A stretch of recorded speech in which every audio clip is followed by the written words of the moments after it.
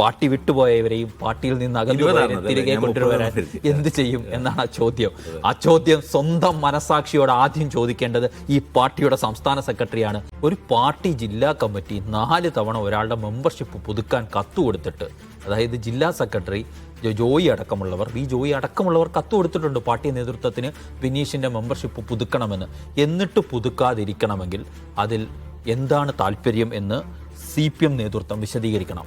2023 അയാൾക്കെതിരായ ലഹരി കേസിൽ പ്രതിയെ സ്ഥാനത്തു നിന്നും ഒഴിവാക്കപ്പെട്ടിട്ടുണ്ട് ബിനീഷ് കോടിയേരി എന്നാണ് ഇതുവരെയുള്ള വിശദീകരണം.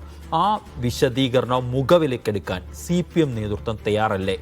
കർണാടകയിലെ അന്വേഷണവും മറ്റ് നടപടികളും അവസാനിച്ചെങ്കിലും ബിനീഷ് കോടിയേരിക്കെതിരായ ആരോപണം തെറ്റായിരുന്നു എന്ന് വിശ്വാസമുണ്ടെങ്കിൽ അദ്ദേഹത്തെ തിരിച്ചെടുക്കേണ്ടതല്ലേ പാർട്ടിയിലേക്ക്? എന്തുകൊണ്ട് എടുക്കുന്നില്ല എന്ന ചോദ്യത്തിന് MV ഗോവിന്ദൻ ഉത്തരം പറയണം.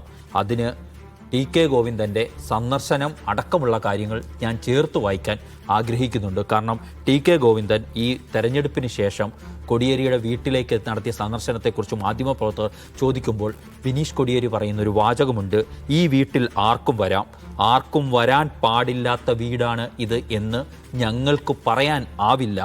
ഞങ്ങളുടെ വീട് ആർക്കും മുന്നിൽ കൊട്ടിയടയ്ക്കപ്പെട്ടിട്ടില്ല എന്ന് പറയുന്നു. അത് ആരെക്കുറിച്ചാണ്? TK ഗോവിന്ദൻ്റെ സന്ദർശനത്തെക്കുറിച്ചാണ്. ഇങ്ങനെ ഇത്തരം വാചകങ്ങൾ പോലും ബിനീഷ് കോടിയേരിക്കുള്ള തിരിഞ്ഞുകുത്തലായി മാറുന്നുണ്ടോ എന്നുകൂടി ഈ പാർട്ടി പരിശോധിക്കണം. നേരത്തെ എഡിറ്റർ സൂചിപ്പിക്കുമ്പോൾ ഈ പാർട്ടിയുടെ ചോദ്യാവലിയിലെ 20ാമത്തെ ചോദ്യത്തെക്കുറിച്ച് പറഞ്ഞിരുന്നു.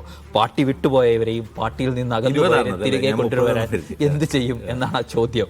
ആ ചോദ്യം സ്വന്തം മനസാക്ഷിയോട് ആദ്യം ചോദിക്കേണ്ടത് ഈ പാർട്ടിയുടെ സംസ്ഥാന സെക്രട്ടറിയാണ് എന്ന കാര്യത്തിൽ ഒരു സംശയവും വേണ്ടിയില്ല എന്നാണ് ഞാൻ പറയുന്നത്.